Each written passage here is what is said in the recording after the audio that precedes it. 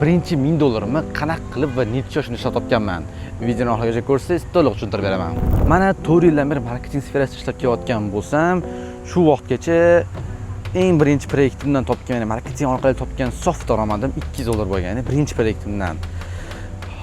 Undan keyin men mana 1,5-2 yil davomida shu sohada ishladim va daromadim $200 dan $500 ga ko'tarildi.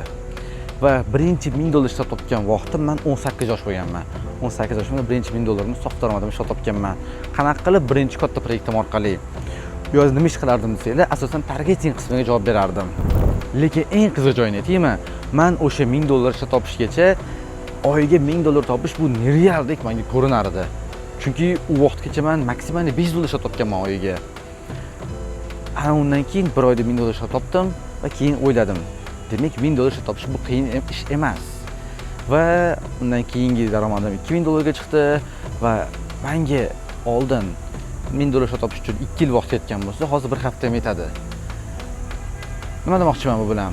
Birinchi $1000 ishlab topish ko'p vaqt olishi mumkin, lekin undan keyingisiga chiqish qiyin bo'lmaydi.